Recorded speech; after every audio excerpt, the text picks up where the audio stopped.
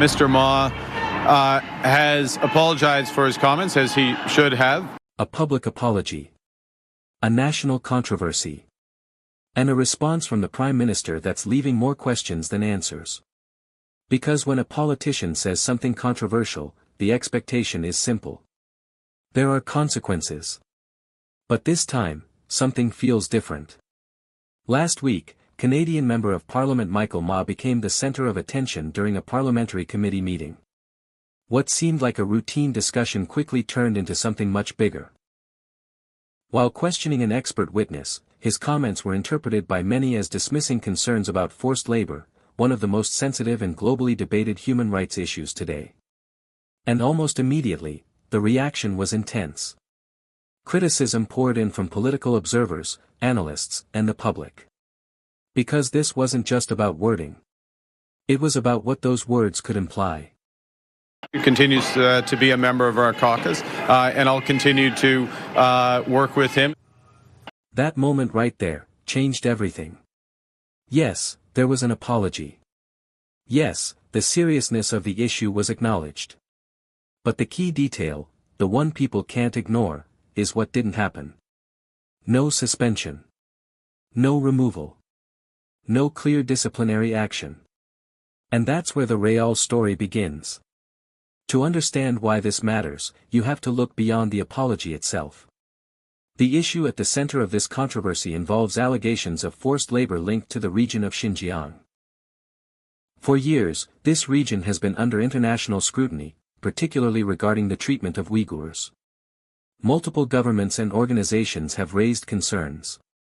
At the same time, China has strongly denied these allegations, calling them false and politically motivated. So when a Canadian politician appears to question or downplay this issue, even unintentionally, it doesn't stay a small moment. It becomes global. And now, the pressure isn't just on one individual. It's on leadership.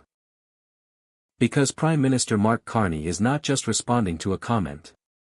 He's navigating a complex web of politics, diplomacy, and economic reality. Canada, like many countries, depends on global supply chains.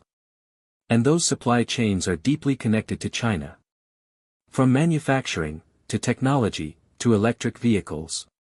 The economic stakes are massive. At the same time, countries like the United States have taken stronger, more direct action. Restricting imports linked to forced labor concerns. So now the question becomes unavoidable. Is Canada taking a different path?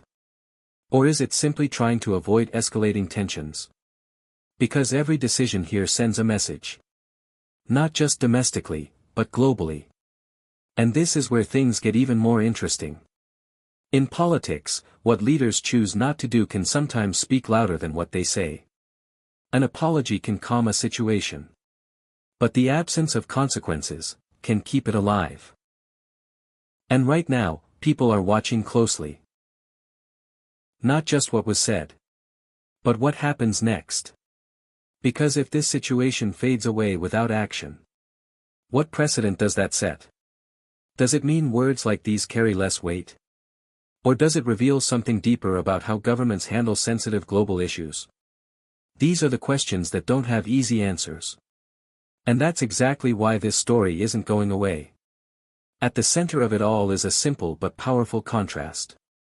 An apology. Acknowledgement. And yet, no visible consequences. For some, that's enough. For others, it raises even more concern. Because in moments like this, accountability isn't just expected. It's demanded. So the real question isn't just what happened. It's what happens next. Will there be further action? Or will this moment quietly pass, leaving behind more questions than answers? If you want to understand the real forces shaping global politics, hidden decisions, and the stories behind the headlines, subscribe now. Because the next development in this story might change everything.